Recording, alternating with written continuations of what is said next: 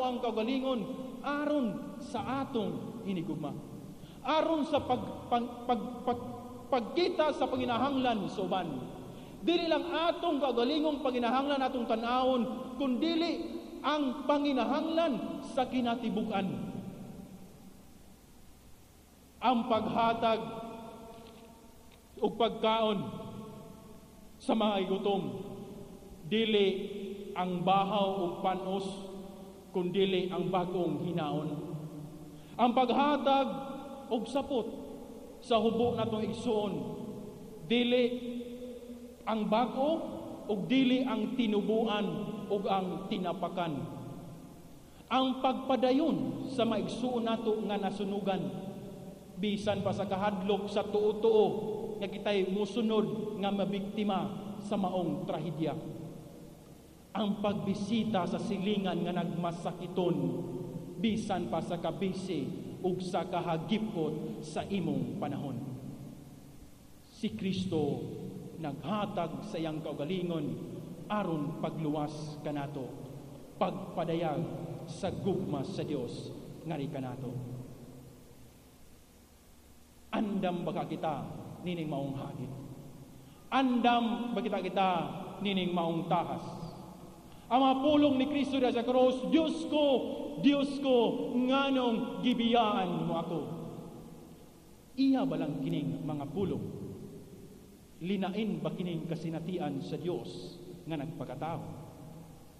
Kristo, samtang siya nagbitay niya ng krus.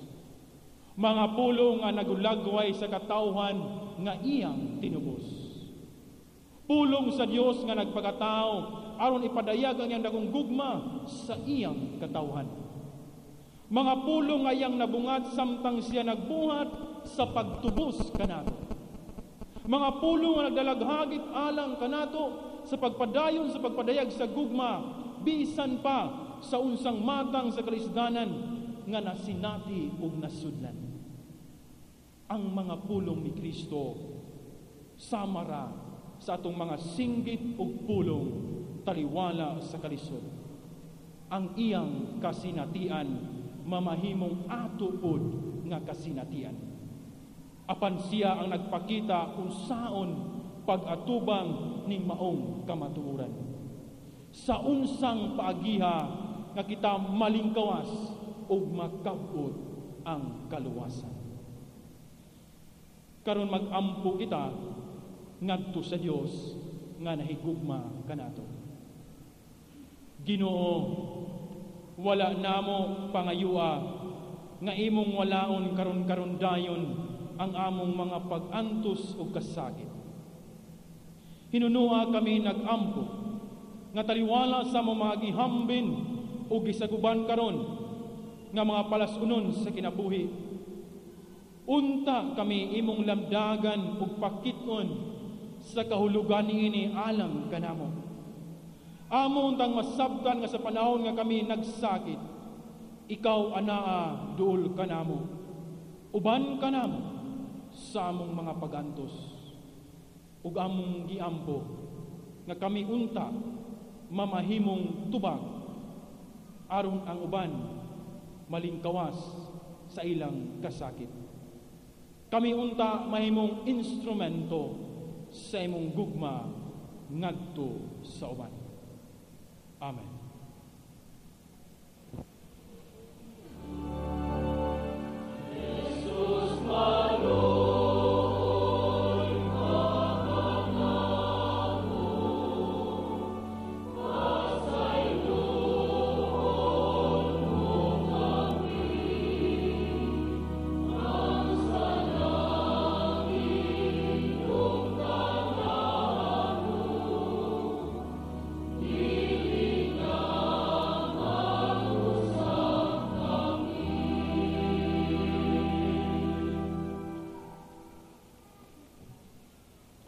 Ang DWS program, Diocesan Welfare Services, usa sa mga programa sa Commission on Service Caritas nga naghatag og serbisyo ngadto sa mga kabus nga nagkinahanglan og medisina, pagkaon, burial, and travel assistance nga mga nabiktima sa mga pickpocketers, and mga swindlers. Ang pagkaon sa pagkakaroon, ang nagkinahanglan og mga medisina, labi na kanang anaa sa ospital, og mga tambalanan, ang mga pamaagi niini aron maka-avail ang sa maong serbisyo, gikinahanglan nga magdala og referral gikan sa ilang parokya o bag-o nga prescription gikan sa doktor. Ang ug pagkuha sa mga impormasyon sa ilang mga sakit samtang naghulat sa mga volunteer doctors. Hatagan sila og catechism, reflection of the day's gospel ug Bible sharing.